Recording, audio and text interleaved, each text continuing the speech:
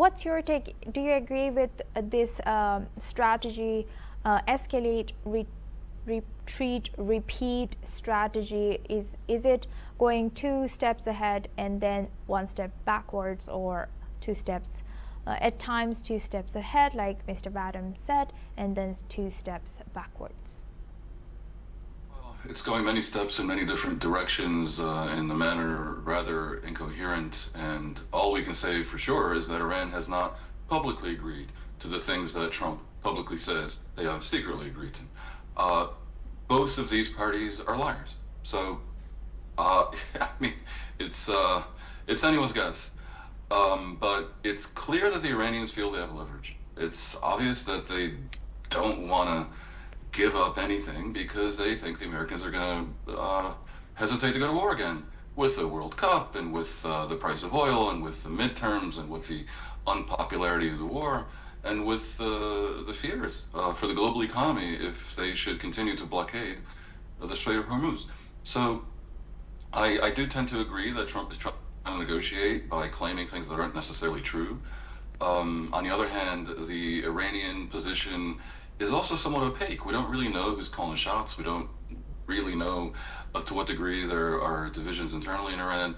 Uh, we do know that Trump declares things that he thinks people will believe enough that he finds it useful. Remember that in the ceasefire that ended the war in Gaza, or largely ended the war in Gaza, which was useful, Trump claimed that Hamas had agreed to disarm. That was one of his 20 odd points. And Hamas did not agree to disarm. They never said publicly that they had agreed, and indeed we see that they are refusing categorically. And yet the war wound down, and this claim enabled the Israelis to walk away because Trump forced them. Perhaps some version of this is happening with Iran, where Trump says that they've agreed to something, and he's assuming that in the course of the 2 months of negotiations that the ceasefire would commence. Indeed, they eventually will. Yes, that's an excellent observation. Thank you very much, Mr. Perry, for sharing that. I suggest this idea of the uranium being deposited with a third party is fanciful, and I suspect it is never going to happen. Thank you for sharing that. Now coming back to you, Mr. Perry. Mr. Perry, so why do you think we're here? First, what was the issue with JCPOA, and what do you think what could continue from JCPOA to upcoming MOU that could be signed between US and Iran?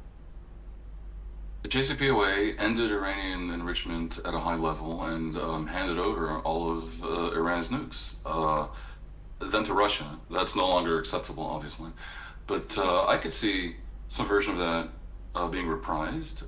And I do think there are third parties that could potentially be trusted, in Europe perhaps.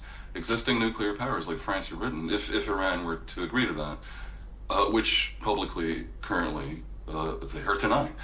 But again, I can't emphasize enough how much everyone here is a liar. And it's a bit of a fool's errand to sit around analyzing the words of people who don't speak the truth. The very fact that Iran has this highly enriched uranium that they're desperate to hold on to belies their repeated claims that they're not enriching uranium for a nuclear bomb. There is no other purpose to uranium enriched at over 60% level or anywhere near. So the fact that they're lying so brazenly and it seems not to matter reflects the situation. The JCPOA was a bad deal for the Iranian people because it freed up enough money to give the regime life.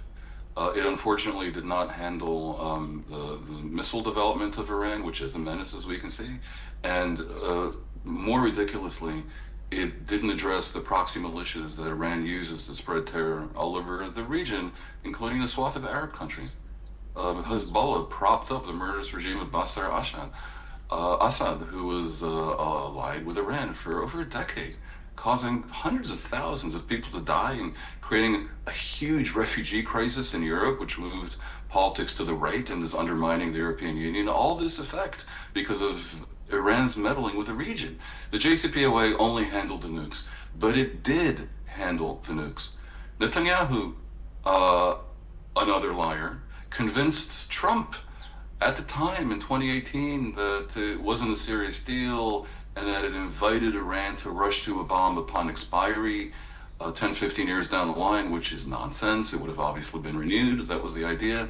The IAEA, the CIA, and even the Mossad confirmed that Iran was in compliance because it was a great deal for the regime.